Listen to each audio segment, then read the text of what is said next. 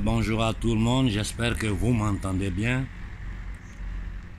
Vraiment, je prends la parole parce que je suis resté choqué, ému, émotionné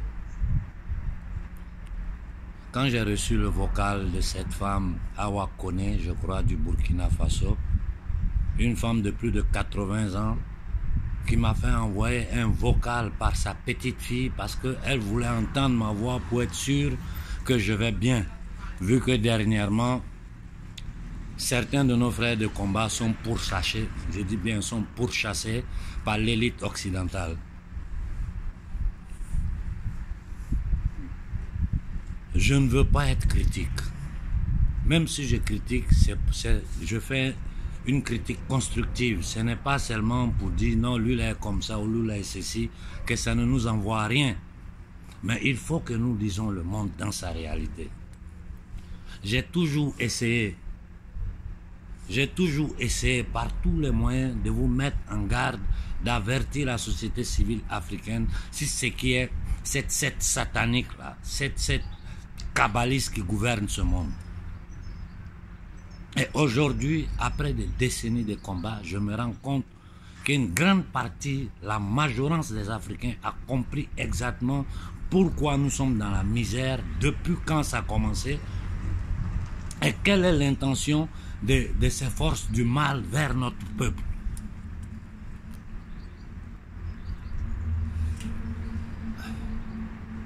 Nous sommes arrivés à un point où je crois que les analyses ont été faites, les réflexions ont été faites, les conclusions ont été tirées. Et qu'est-ce que nous faisons? Je pouvais rentrer dans des critiques sur certains personnages du monde panafricain. Tout le monde allait se rendre compte que ce que je dis est vrai.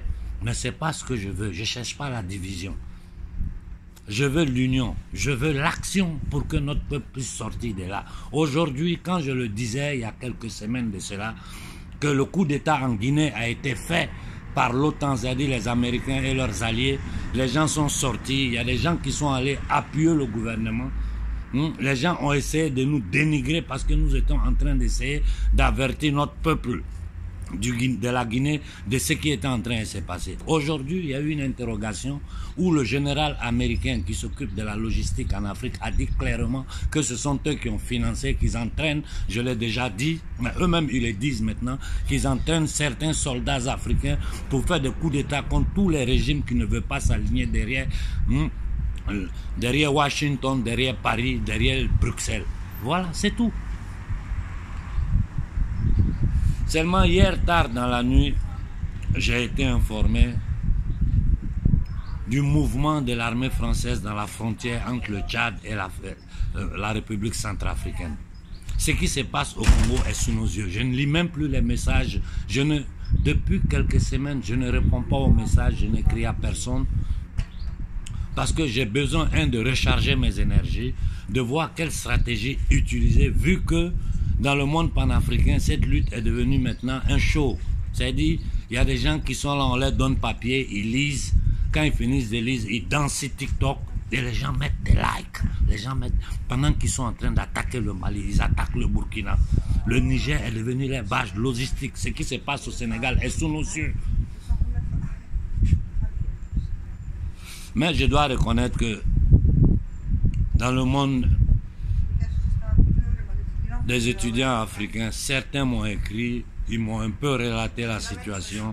Je suis vraiment désolé parce que si ceux qui doivent être la prochaine classe dirigeante de l'Afrique n'est pas capable de prendre en main leur destinée, je ne vois pas qui va le faire pour eux. Regardez ce qui se passe sur le plan international.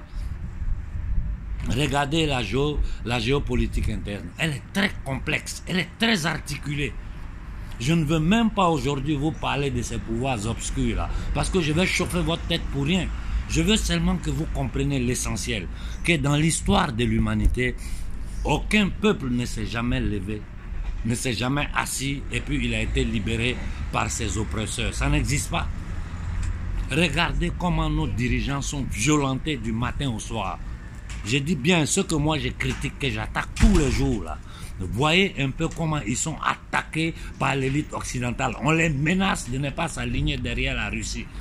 On les menace de ne pas avoir des rapports bilatéraux avec certains pays. Il faut rester derrière l'Occident esclavagiste, impérialiste. Quand aujourd'hui, encore, je regarde la société civile française et je vois qu'il y a des Français qui croient encore qu'ils sont dans un état démocratique, dans un état de droit, j'ai dit ces gens-là, ils vivent dans un monde parallèle parce qu'ils ont été traumatisés, ils ont été totalement lobotomisés par les médias de masse. Ils ont été totalement modélés par les médias de masse qui appartiennent. Tous ces médias-là appartiennent au même système. Je vous ai dit comment ils ont créé l'Organisation mondiale des Nations Unies avec ses branches comme l'OMS qui aujourd'hui veut prendre contrôle de la santé mondiale pour injecter le monde entier. Posez-vous une seule question. Posez-vous une seule question. Pourquoi quand ils ont commencé leur bêtise d'inoculation de masse, je me suis levé et j'ai commencé à combattre aux côtés des citoyens européens et j'ai averti toute l'Afrique. Vos grands leaders, personne n'a ouvert la bouche. Personne. Posez-vous des questions. Pourquoi? La chose la plus dangereuse qui nous menace, que les gens veulent inoculer notre peuple. Et vos leaders, personne ne dit rien. À part nous de la confrérie qui nous sommes mis sur pied, grâce à nous, l'Afrique n'a pas pu être inoculée aujourd'hui. Et cette rancœur-là, le pouvoir-là contre moi, ils m'ont envoyé la police à la maison. Ils sont rentrés dans mon appartement, fouillés pendant que je dormais. Je ne sais pas, une porte blindée, comment ils ont fait. Je suis en voyage où personne ne sait que j'étais en Suisse dernièrement. Personne ne sait que j'étais en Suisse. Et pourtant, eux, ils savaient. Donc, ne soyez pas étonnés de ce qui arrive à notre frère Franklin. Ne soyez pas étonnés. J'ai reçu beaucoup de messages qu'on arrive, il faut que tu dises quelque chose, qu'on arrive, il faut que tu fasses quelque chose. Mais moi, je ne sais pas. J'ai l'impression que nous, je ne comprends pas. Ça vous surprend ce qui lui arrive après toutes les vérités qu'il met dehors? Ça vous surprend? On l'a suspendu, c'est le début. Nous tous, on est passés par là. D'abord, on t'ignore. Ils commencent par t'ignorer. Ensuite, ils essaient de te ridiculiser. Quand ça ne va pas, là, on t'attaque sur ton pain quotidien. C'est ce qu'ils ont fait, la suspension. Après ça, on le convoque à la police. La prochaine fois, ils vont lui faire ce qu'ils ont fait à Béhanzin, ce qu'ils m'ont fait. Ils vont débarquer à 4 h du matin dans sa maison avec des gens en tenue de combat, comme si c'est un terroriste. Voilà ce qu'ils vont lui faire. Si on ne l'empoisonne pas quelque part. Voilà le danger que nous courons. Voilà pourquoi je me pose des questions sur certains éléments qui voyagent tranquillement, ils sont dans la foule, on ne leur fait rien. Et nous autres là, nous sommes obligés de vivre cachés. Posez-vous des questions. Moi, je sais beaucoup de choses desquelles je ne veux même pas parler ici. Parce que ce n'est pas l'homme. Si je parle là, la jeunesse africaine sera tellement découragée. Ça va casser le moral de la jeunesse. Et en ce moment, la jeunesse a besoin d'avoir un moral fort, solide. La jeunesse n'est pas ignorante, idiote pour ne pas savoir qu'il y a des loups déguisés en agneaux dans nos rangs. Qu'en réalité, ils sont en train d'empêcher, dans tout ce qu'ils font là, ils empêchent le vrai soulèvement populaire. Parce que, je vous prenais le cas de l'Inde. Comment l'Inde a pu se débarrasser des colonisateurs anglais. Prenez le cas même de tous les peuples du monde. Qu'est-ce que nos dirigeants seuls peuvent faire contre un pouvoir satanique? Avec toutes les institutions criminelles qu'ils ont créées comme la Banque mondiale qui est propriété de 3-4 familles, le Fonds monétaire international qui est propriété de la famille Rothschild, qui dirige toute la finance marrante depuis l'Angleterre jusqu'à Wall Street. Je ne veux même pas vous parler des sociétés secrètes, des sociétés sataniques, maçonniques à travers lesquelles ils gouvernent le monde. Je ne veux pas rentrer dans ces détails. Je veux que l'Afrique comprenne l'essentiel. Que ce n'est plus le temps des analyses, ce n'est plus le temps des discours inutiles. C'est le temps que des vrais soldats se mettent sur pied, que nous faisons une vraie organisation. Et c'est tellement simple à faire. Je me demande pourquoi personne ne m'écoute. C'est trop simple à faire. Je vous ai dit, il suffit que les élèves et étudiants, c'est-à-dire les responsables des mouvements des élèves et étudiants, au Mali, au Sénégal, au Burkina, en Côte d'Ivoire se parlent. Ils décident un jour entre eux, parce que c'est vous, c'est à vous ce futur-là appartient. Et ils contactent, je vous dis même pas de me contacter. Moi. Nous de la confrérie, nous sommes ouverts. Mais contactez qui vous voulez. Que moi je voie seulement que c'est un truc collectif qui a été fait par tout le monde. Toute l'Afrique va s'élever, tout leur jeu là est fini. Le jeu est terminé, c'est la seule chose qui les fait peur. Et je vous dis, si nous arrivons à ça, moi ils vont m'assassiner. Quiconque a fait lever le peuple a été assassiné d'une façon ou d'une autre. Martin Luther King, Malcolm X, Gandhi, Sankara, il n'y a pas, personne n'a pu le faire et puis il a survécu. C'est impossible. Donc voilà notre réalité. Ces gens-là sont en train de se positionner, ils sont en train de menacer nos nègres des salons que je critique tous les jours, ils sont en train de les menacer du matin au soir pour les obliger à suivre les injonctions de Washington, de Paris, de Bruxelles. Tout ça doit finir. La solution, je vous la donne. J'ai dit à madame, à la grand-mère Awa, je vais bien maman, merci pour toutes les bénédictions. Je me porte vraiment bien, tout va bien pour moi. Seulement c'est cette vie de merde que je suis obligé de faire, toujours dans l'obscurité. Tous mes déplacements sont calculés, protégés. C'est ça qui me fatigue. Je n'arrive même plus à voir mes propres amis dans la vie. Une vie normale, je ne l'ai plus. Mais c'est le prix à payer. Il faut que, individuellement, nous prenions conscience. Et la conscience collective du peuple africain peut arrêter tout ce qu'ils sont en train de faire. Aujourd'hui, ils sont exposés. Quelqu'un en France peut nous dire que la France est un état de droit où nous voyons la Macronie battre, frapper, tuer, arrêter les Français. Quelqu'un peut nous le dire? Aujourd'hui, la France peut se présenter aux yeux du monde comme le pays des droits de l'homme. Moi, je crois qu'en ce moment où la Russie est à la tête du Conseil de sécurité des Nations Unies, le dossier malien doit être mis sur la table. Le Mali a demandé une réunion d'urgence contre la France pour ses crimes au Mali et en Afrique. Aujourd'hui que la Russie est à la tête du Conseil de sécurité des Nations Unies, ce dossier doit être mis sur la France. Et je crois qu'un État comme la France ne peut pas s'asseoir au Conseil de sécurité des Nations Unies pendant qu'elle passe son temps à attaquer d'autres peuples à travers le monde. Pendant qu'encore elle a un empire colonial dont l'expression principale est le franc des colonies africaines. Que le franc CFA n'est rien d'autre qu'un instrument de destruction de masse. Nous travaillons et prennent notre argent. Et ces gens-là sont assis au Conseil de sécurité des Nations Unies, se proclamant les garants des droits de l'humanité. Ce n'est plus acceptable tout ça. La France doit être chassée du Conseil de sécurité des Nations Unies. Les États-Unis d'Amérique n'ont aucun droit de se présenter chez nous et nous imposer cette fausse démocratie. Quand nous avons vu ce qui s'est passé au Capitole, nous avons vu comment ils ont volé les élections aux États-Unis pour imposer. Ils ont fait la même chose au Brésil. Partout ce système satanique, néolibéral, en train d'imposer par violence, par manipulation, par mensonge, leur crime à tous les peuples du monde. Je m'arrête en lançant un appel à toute l'humanité. Nous devons comprendre que ce qui se joue aujourd'hui, c'est l'essence de l'humanité. C'est l'essence de nos cultures, de nos spiritualités. C'est tout ça qui est mis aujourd'hui en danger par ces satanistes qui sont au pouvoir, représentés par toutes les institutions que nous connaissons aujourd'hui. Et vous devez comprendre que ce pouvoir n'est pas un pouvoir, ce n'est pas un pouvoir, un bloc. C'est un pouvoir satanique qui veut la même chose, mais avec les différentes voies pour y arriver. Donc, entre eux-mêmes, ils se combattent. Et aujourd'hui, là, ces histoires de BRICS, tout ça, je ne peux pas rentrer dans les détails pour vous expliquer certaines choses qui se passent entre le rapprochement de l'Iran et l'Arabie Saoudite, entre l'Afrique du Sud qui rentre. Ça, c'est des discours que je pourrai approfondir dans une vidéo spéciale. Ce que je veux que vous compreniez, c'est qu'en ce moment, à la Troisième Guerre mondiale, ils sont en train de la combattre en Afrique. Ces terroristes, ces mercenaires la combattent pour compte de la France et de l'Occident, contre nos armées.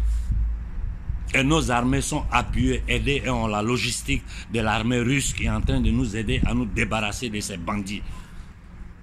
Voilà la réalité. La guerre en Ukraine, là, ils l'ont transporté en Afrique. Ils sont en train de le transporter en Amérique du Sud. Ils vont essayer de la faire de façon asymétrique par tous les moyens.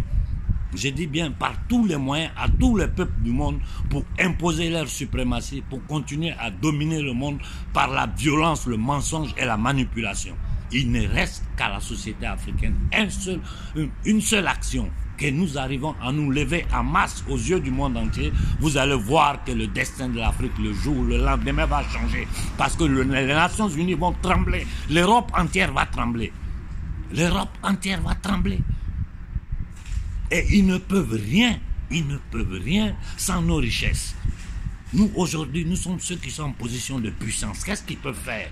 Ils peuvent attaquer le Mali aujourd'hui. S'ils attaquent le Mali, nous allons prendre des positions tellement drastiques.